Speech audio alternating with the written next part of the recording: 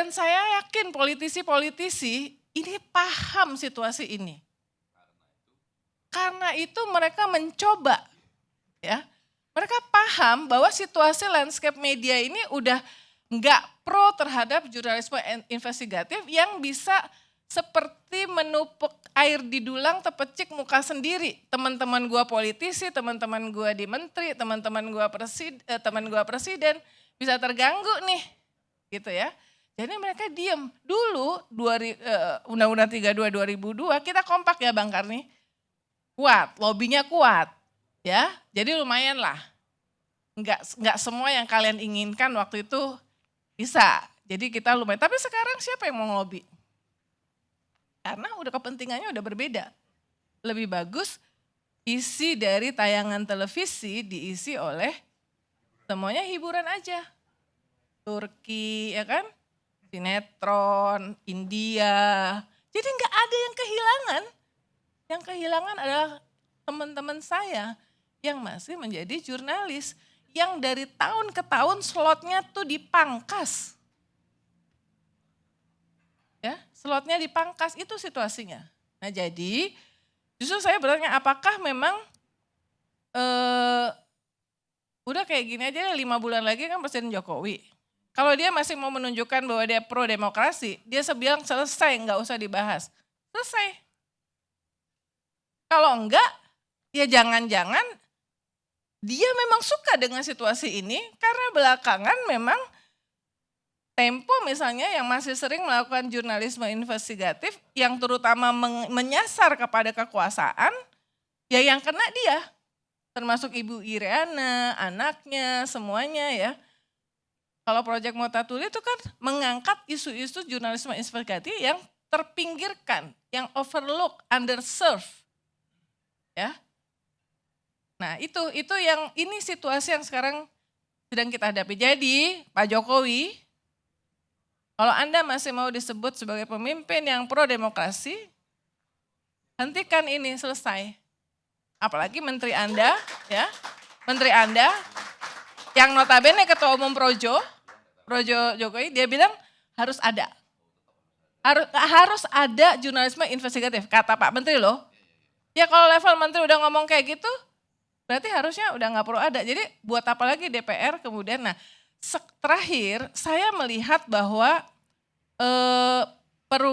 perubahan kedua dari undang-undang ini sangat menguntungkan dan menguatkan KPI. Tadi soal kewenangan.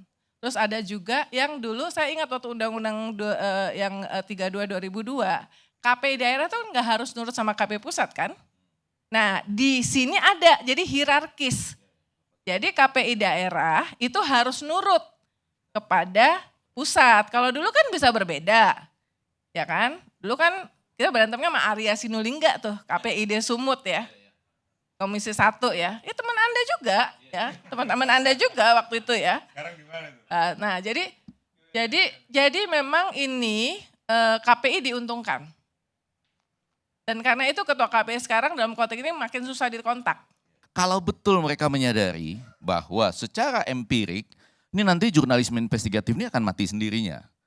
Ngapain ditulis dalam rancangan undang-undang ini? Nah, Apa yang mau dipastikan? The next step adalah seperti yang disampaikan oleh banyak teman-teman, ini ada nuansa bahwa ini akan ekspansi ke konten kreator. Itu saya bilang, tadi Ya. saya sudah sampaikan Karena bahwa podcast itu. ini bocor halus nanti Ya. kena kayak nih, gitu misalnya gitu. Ya, podcast yang mengungkapkan seperti jurnal akan bisa Enggak, kena.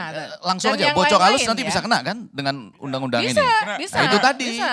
Itu tadi. Istilah penyiaran diperluas. Itu tadi, diperjelas. dengan definisi Lagi tadi di ya. dalam Segala platform digital. jenis siaran termasuk Di platform digital dan digital. juga media Betul, sosial. kan? betul, ya. Kan Tempo itu kan kalau mengekspos hal yang sangat sensitif, Ya, betul. antara diganggu websitenya atau Ya. diborong majalahnya gitu kan. Betul. Ya. Makanya kemarin mereka berekspansi ke media sosial Betul. melalui YouTube bocor halus itu kan. Ya, ya. Kalau undang-undang ini disahkan, bocor halus pun bisa dilarang. Betul, Ya. betul. Jadi Dan banyak yang lain sebetulnya gini kalau kita lihat bahwa banyak podcast juga kritis loh. Meskipun formatnya mungkin Stand bukan up comedian magazine misalnya. ya, mungkin Iya bukan magazine kayak bocor halus tuh kan menarasikan laporan investigasi atau laporan utamanya. Iya. Jadi untuk inviting new eyeball, anak-anak muda yang malas baca, jadi dia menonton. Iya. Kan memang mereka lebih suka itu. Tapi banyak juga podcast yang kritis yang juga bisa kena dengan dengan aturan ini kalau memang jalan terus ya. Dari situ menjadi menarik karena yang pertama tidak harus kenyataan empirik yang mengatakan ini nanti lama-lama jurnalisme investigatif akan mati sendiri di media-media penyiaran, terutama karena misalnya sudahlah relatif secara rating tidak bersaing, kemudian biayanya dan biayanya resikonya mahal. besar. Sorry, Fer. Enggak, yang mau saya sampaikan adalah mudah-mudahan ILC ini ditonton juga oleh semua Anda yang bergerak di podcast gitu ya, karena ini bisa menuju ke sana dengan definisi yang baru dan di situ bisa banyak unsur eksklusifnya loh. Anda bisa dapat narasumber tertentu, Anda bisa dapat membahas tentang hal-hal tertentu gitu dibandingkan yang lain di sana lebih banyak Tapi dapat ke saya sana. ingin mengatakan begini, ini contohnya bocor halus saja. Kan kritik terhadap bocor halus juga banyak. Nah salah satu persoalan mereka kan seringkali menggunakan narasumber-narasumber yang tidak pernah disebut kan. Sehingga itu bisa menimbulkan memang pencemaran nama baik dan macam-macam. Tapi saya mau bilang buat para penonton yang barangkali berpikiran semacam itu juga ada mekanismenya kok. Kalau Anda keberatan dengan apa yang disampaikan oleh bocor halus, sampaikan ke Dewan Pers. Dan memang dorong Dewan Pers untuk bersuara mengenai ini. Jadi mekanismenya tuh bukan langsung harus dengan melarang ya. Karena kalau melarang tuh walaupun barangkali sekarang lagi nggak laku, barangkali ya atau nggak sanggup dibiayai, tapi kan tadi seperti dikatakan bisa muncul di Remote TV, bisa muncul di bocor halus, bisa muncul di podcast. Itu yang dengan adanya undang-undang ini habis semua. Indonesia Lawyers Club ini habis juga akan kena. Habis itu dalam arti ya terpaksa harus dikontrol gitu ya. Terpaksa harus bersedia dikontrol. Itu yang saya dukung nih jadinya. Pak Prabowo, Pak Jokowi, tolonglah kami ini ya. Janganlah Pak ini dibiarkan. Saya berharap. Oh, tolonglah kami ini, jangan dong. Apa? Jangan tolonglah kami ini, jangan. Kenapa? Kenapa kita harus ditolong? Enggak kan? Saya tuh kadang-kadang suka bingung ya, Pak Jokowi ini kan very strong ya. Iya. Very strong posisi politiknya. Betul. Pelarangan ini kan menunjukkan bahwa dia sebenarnya kayak merasa terganggu ya. Kalau dia strong kenapa dia harus melarang? Tapi kan kalau Ini orang kan belum tentu dari dia juga. yang pertama belum Oke. tentu dari dia menurut Pak. Ya makanya pendukung kalau Jokowi. memang bukan dari dia ya langsung aja dia cut, selesai. Tuh sama. Dia Kita- menguasai di DPR kok sampai hari Mbak Uni, ini. kita harus ingat ini. Penjelasan Sukidi itu jelas sekali tuh. Ini yang kita hadapi Machiavelli Jawa. Jadi otoritarianismenya itu dengan gaya Jawa gitu. Jawanisme politik yang kelihatannya lembut, halus gitu. Ini Tapi makin kuat rancangan undang-undang ini terhadap ILC ini ya karena saya kira mulai secara jelas menyatakan yang harusnya dilarang tanpa itu adalah investigasi. yang harusnya dilarang adalah ketika seorang presiden mengatakan bahwa saya tahu kemana gerak-gerik partai politik. Tuh. Saya tahu data-data intelijen dari Badan Intelijen Kepolisian, Investigasi Kepolisian, macam apa itu, Badan gitu Intelijen ya? Strategis Militer, Badan Intelijen lain itu artinya presiden menyalahgunakan data dan informasi Oh jangan-jangan itu yang untuk dilarang. kepentingan politik gitu. Itu Jadi yang dilarang. ini yang dijelaskan oleh Uni, saya Investigasi kira eksklusif. ini penting sekali karena undang-undang ini kalau disahkan Disahkan. membangun, menyuburkan budaya koruptif di dalam perpolitikan kita. Setuju. Dan yang kedua, dia menumbuhkan, memperkuat budaya impunitas. Jadi pejabat nggak ada yang takut lagi. Karena larangan terhadap jurnalisme investigatif sudah jelas dalam undang-undang.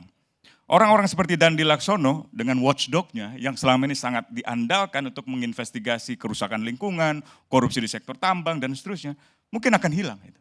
Akan dilarang itu. Jadi saya kira jelas Ini bahwa PSM yang ya. resah dengan jurnalisme investigatif adalah kekuasaan. Karena kekuasaan cenderung korup. Dan yang di-expose oleh jurnalisme investigatif adalah korupsi-korupsi itu. Gitu.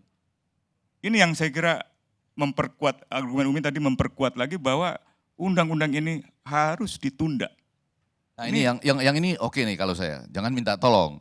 Jangan minta tolong Pak Jokowi, tolong kami. Kita Pak harus- Prabowo tolong kami enggak. Kita harus Pak tegak Prabowo di dan hadapan Pak Jokowi kekuasaan. harus menyatakan undang-undang ini Iya. harus ditolak gitu. Iya. Kami nggak minta tolong kepada Bapak Jokowi. Saya minta tolong, nggak apa-apa dong. Oh. Saya kan minta tolong sama bos-bos saya. Oke. Ini